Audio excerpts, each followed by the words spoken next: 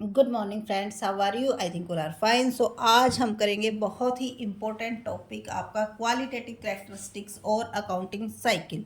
अब आप पूछोगे कि इनमें से किस टाइप से क्वेश्चन पूछे जाते हैं। तो देखो, जो +1 के स्टूडेंट्स हैं उनसे तो डायरेक्ट ही क्वेश्चन पूछ लिए जाएंगे, और जो HPSC की तैयारी कर रहे हैं तो आपको पता ही होगा कि सब्जेक्टिव और ऑब्जेक्टिव दोनों टाइप्स के आपका एग्जाम होने वाला है। तो आपका ऑब्जेक्टिव टाइप जो क्वेश्चन होगा उसमें क्या दिया जाएगा, एग्जाम्पल दे दिया जाएगा और क्वेश्चंस पुट किए जाएंगे कि कौन सी क्वालिटेटिव कैरेक्टरिस्टिक्स के अंदर ये एग्जाम्पल फिट बैठता है।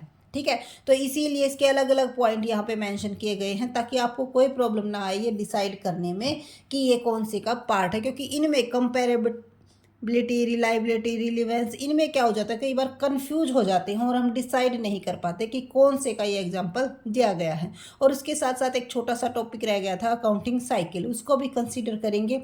और जो ये हमारा फर्स्ट लेसन है ये हो जाएगा कंप्लीट। इसके बाद इसके जो ऑब्जेक्टिव क्वेश्चंस है, क्योंकि देखो हर एक लेसन के अलग अलग करते हुए चलेंगे, फिर उसके बाद जो करेंगे कंबाइन करेंगे। उससे क्या होगा, फिर आपका जो आपने अब किया है उसकी रिवीजन हो जाएगी, और जब कंबाइन करेंगे तो आपको ये भी याद रह जाएगा कि आपने कितना कुछ यहाँ पर सीखा है। तो फर्स्ट है आपका रिलायबिलिटी। रिलायबिलिटी का मतलब क्या होता है कि उसके अंदर कौन कौन सी कैरेक्टरिस्टिक्स होनी चाहिए, faithful, representation, substance over from neutrality, prudence, completeness. इसका मतलब क्या है, रिलायबल हम कब कहेंगे, हमारे जो स्टेटमेंट है उसको कब रिलायबल कहेंगे, जब उसके ऊपर विश्वास किया जा सके, यानी कि फेथफुल हो। रिप्रेजेंटेशन, इट मीन्स जो रिप्रेजेंट किया गया है वो ही सारा रिप्रेजेंट किया गया हो जो एक्चुअल में है। इट मीन्स कोई भी उसके अंदर विंडो ड्रेसिंग की कोई भी डाटा को क्या नहीं किया गया हो किसी भी तरह से, कि ओवर प्रॉफिट दिखा दिया, लॉस दिखा दिया, तो इस तरह से कोई भी उसमें फॉल्ट ना किया गया हो, ये आप कह सकते हो। उसके बाद है न्यूट्रलिटी। इसका मतलब क्या है, किसी का भी उसके ऊपर कोई इफेक्ट नहीं पड़ा हो। जैसे कि अब मैं डायरेक्टर हूँ, ठीक है, और मैं चाहता हूँ कि मेरी कंपनी का अब की बार प्रॉफिट कम दिखाया जाए ताकि जो शेयर हैं शेयर मार्केट में उनकी वैल्यू कम हो जाए, और मेरा मेरा क्या है ओपिनियन ये है कि मैं उन शेयर्स को क्या कर सकूं, परचेज कर सकूं। तो इस तरह की अगर हमारी सोच है तो उनका कोई इफेक्ट नहीं होना चाहिए, तभी हम उसको रिलायबल कहेंगे। तो ये एग्जाम्पल देख के मैं इसीलिए समझा रही हूँ ताकि आपको ये पता चल जाए कि किस टाइप से एग्जाम्पल, क्योंकि इसी टाइप के एग्जाम्पल पूछे जाते, डायरेक्ट क्वेश्चन नहीं पुट किया जाता। उसके बाद प्रूडेंस। प्रूडेंस का मतलब क्या है कि हमारे पास उसको प्रूव करने का कोई प्रूफ होना चाहिए, वैलिड प्रूफ होना चाहिए, कि वाउचर होना चाहिए, बिल होना चाहिए। अब हमने सेल दिखा दी, परचेज दिखा दी, तो हमारे पास उसका क्या होना चाहिए, बिल होना चाहिए। अगर परचेज हमने क्रेडिट पे की है तो हमारे पास उसका डेबिट नोट, क्रेडिट नोट कुछ होना चाहिए जिससे कि हम क्या कर सके, प्रूव कर सके। तो वो हमारा किसके अंदर आता है, रिलायबिलिटी के अंदर ही कंसीडर किया जाता है। उसके बाद है प्रूडेंस और कंप्लीटनेस, यानी कि उस चीज़ को हम कंप्लीटली इन्फॉर्मेशन देंगे, शॉर्ट इन्फॉर्मेशन नहीं देंगे। कि इन केस अगर हमारे पास मान लो इस ईयर लॉस हुआ है और उस टाइम पे क्या था, ड्यू टू कोरोना, तो वहाँ पे हम लिखेंगे कि भाई इस वजह से हमारे पास लॉस हुआ है, वैसे हमारी कंपनी क्या रहती है, प्रॉफिट में रहती है, ताकि जो कंप्लीट इन्फॉर्मेशन है, जो इन्फॉर्मेशन यूजर्स है उनके पास कंप्लीट इन्फॉर्मेशन पहुँच सके। तो ये सारे के सारे पार्ट हमारे किसके हो जाते हैं, रिलायबिलिटी के हो जाते हैं, और मोस्टली क्वेश्चन इसी में से पूछ लिया जाता है। उसके बाद है रिलीवेंस। रिलीवेंस का मतलब है जो इन्फॉर्मेशन हमने दी है वो हमारे लिए क्या होना चाहिए, रिलीवेंट होनी चाहिए। मेटलिटी का उसमें क्या होनी चाहिए, क्वालिटी होनी चाहिए। इट मीन्स क्या है कि अगर क्रेडिटर है तो वो हमारी किस चीज़ को देखेगा, वो हमारी क्रेडिट टर्नओवर रेशो को देखेगा कि भाई हमारी क्रेडिट कितने दिन में हम पेमेंट कर पा रहे हैं, ठीक है। उसको और किसी चीज़ से इतना ज़्यादा कोई इंटरेस्ट नहीं होगा। तो जिस यूजर्स को जिस चीज़ में इंटरेस्ट है उसी के अकॉर्डिंग हमें उसको इन्फॉर्मेशन शेयर करनी चाहिए, क्यों, क्योंकि उसके लिए वो रिलीवेंट होगी, ठीक है। इसका मतलब क्या है, एक एग्जाम्पल और आ सकता है, जैसे कि अगर कोई कंपनी का कोई शेयर शेयर परचेज करना चाहता है या सेल करना चाहता है, मान लो सेल करना चाहता है और उसको इन्फॉर्मेशन जो है उस टाइम पर चाहिए थी सेल करते टाइम कि भाई कंपनी के जो शेयर हैं वो इंक्रीज होंगे या नहीं होंगे, लेकिन उस टाइम पे तो उसको इन्फॉर्मेशन मिली नहीं और उसने कर दिए कंपनी के क्या शेयर सेल, और उसके बाद उसको इन्फॉर्मेशन दी जाती है, तो उसके लिए क्या है, एक वेस्टेज ही हो गई। क्यों? क्योंकि अब उसने सेल ही कर लिए है, अब वो उसके लिए क्या है, कोई उसकी वैल्यू नहीं है। ठीक है, तो जो वैल्यू हो वो उसी टाइम पर होगी जिस टाइम पर उसकी ज़रूरत होगी। तो ज़रूरत के टाइम पे ही अगर हमें इन्फॉर्मेशन नहीं मिली तो फिर वो हमारे लिए क्या हो जाती है, उसकी वैल्यू ज़ीरो हो जाती है। तो रिलीवेंस का मतलब क्या है कि जिस टाइम पर उसकी वैल्यू होगी उसी टाइम पर उस चीज़ को शो करना। उसके बाद है अंडरस्टैंडेबिलिटी। अंडरस्टैंडेबिलिटी का मतलब है जो अकाउंटिंग इन्फॉर्मेशन हम शेयर कर रहे हैं वो आगे वाले पर्सन को समझ में आनी चाहिए। हमें ज़्यादा टेक्निकल वर्ड्स का यूज़ नहीं करना चाहिए कि हम ऐसी बना दें इन्फॉर्मेशन को कि उसको समझ में ही ना आए।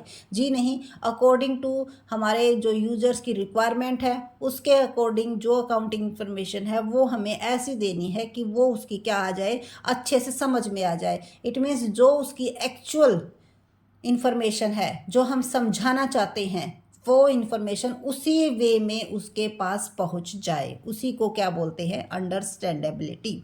उसके बाद है कंपेरेबिलिटी। कंपेरेबिलिटी के लिए क्या होना चाहिए, कंसिस्टेंसी होना चाहिए, डिस्क्लोजर होना चाहिए। इसका मतलब क्या है कि अगर हम कंपैरिजन करना चाहते हैं एक कंपनी का दूसरी कंपनी के साथ या फिर अपनी ही कंपनी के अंदर, यानी कि इंट्रा कंपेरेबिलिटी, उसको क्या बोलेंगे, यानी कि एक कंपनी का हमने पिछले साल कितना था और इस साल, तो उस कंपैरिजन के लिए क्या होना चाहिए, कंसिस्टेंसी होनी चाहिए। तो इसमें क्या एग्जांपल पूछा जाता है कि बार बार एक कंपनी जो है वो आपका लिफो या फिफो कोई भी मेथड दे देगा, बार बार वो कंपनी उसी को यूज कर रही है, किस लिए, क्यों, क्योंकि वो क्या चाहती है कि कंसिस्टेंसी हो, और कंसिस्टेंसी होगी तभी हमारी क्या आ पाएगी, कंपैरेबिलिटी पॉसिबल होगी। क्यों? क्योंकि अगर हम अलग अलग मेथड यूज करेंगे किसी चीज़ के लिए तो वैल्यू क्या है वो भी अलग अलग निकल के आएगी और उससे क्या पॉसिबल नहीं हो पाएगा, कंपैरिजन पॉसिबल नहीं हो पाएगा। क्यों? कंपेयर हम किसी चीज़ को कैसे कर पाते हैं, जब उन दोनों की जो मेथड्स हैं जो हमने यूज़ किया है वो क्या होना चाहिए, सेम होना चाहिए।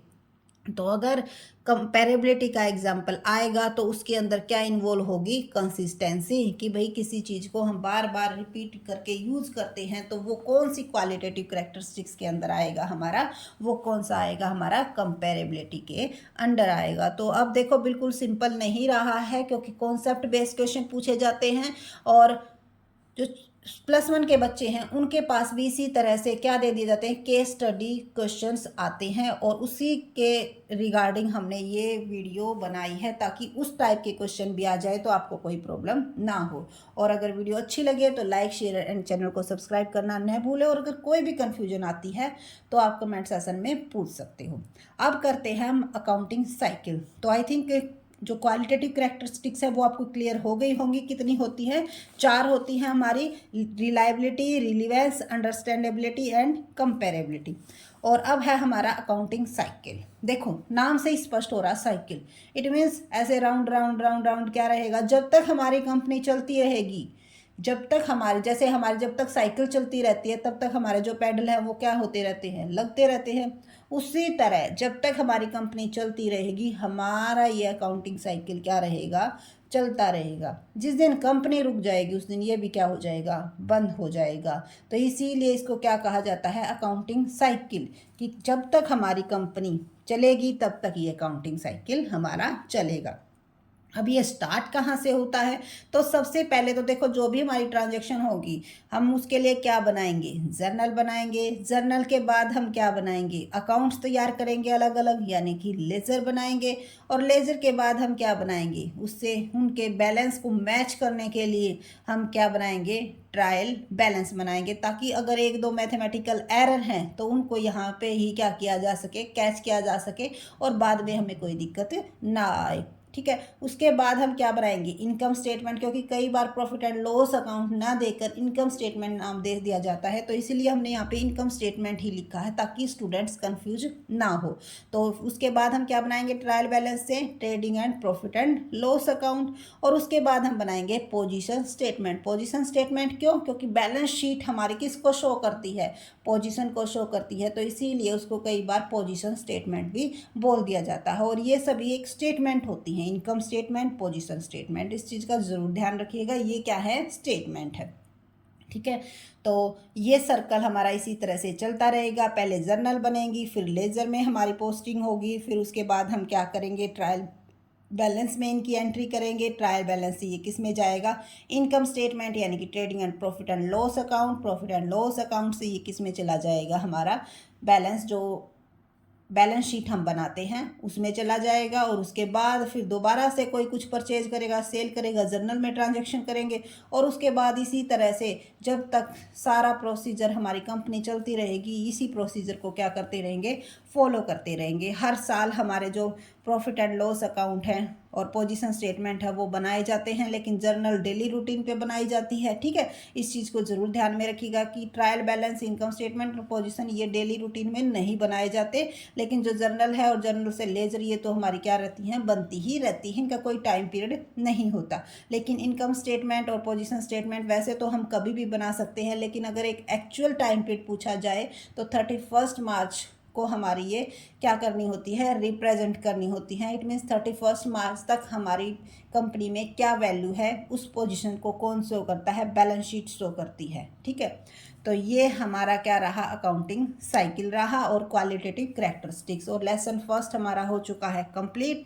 तो इसी तरह हर एक पॉइंट को लेकर चलेंगे, टाइम थोड़ा सा ज़्यादा लगेगा, बट ये है कि जो वैल्यू है हमारी पढ़ाई की वो इंक्रीज हो जाएगी। क्यों, क्योंकि कोई भी पॉइंट हमने लेफ्ट नहीं किया है, और इससे बाहर क्वेश्चंस देंगे तो कहाँ से देंगे। ठीक है, जब हम एक एक पॉइंट को कॉन्सेप्ट लेकर चल रहे हैं तो इससे बाहर क्वेश्चन नहीं आने वाला है, ये गारंटीड है। जितना होगा आपका जो वैलिड लर्निंग है वो यहाँ पे आपकी होगी। लेकिन फिर भी अगर आपको कोई डाउट है तो आप कमेंट सेशन में ज़रूर पूछिएगा। So thank you so much. Please channel को सब्सक्राइब और शेयर करना न भूलें, अपने फ्रेंड्स में ज़रूर शेयर कीजिए, क्योंकि जितनी ज़्यादा नंबर ऑफ़ ग्रुप में इंक्रीज़ होंगे उतना ही ज़्यादा कंपटीशन इंक्रीज़ होगा, क्वेश्चन इंक्रीज़ होंगे, और जो हमारी क्योंकि ज़्यादा क्वेश्चन इंक्रीज़ होंगे तो उससे क्या होगा, ज़्यादा अलग अलग टाइप के क्वेश्चन निकल के आएंगे, अलग अलग टाइप के, एक भी क्वेश्चन ऐसा नहीं होगा जो कि रह जाएगा। So thank you so much. Please like, share and channel को सब्सक्राइब ज़रूर कीजिए। Thank you.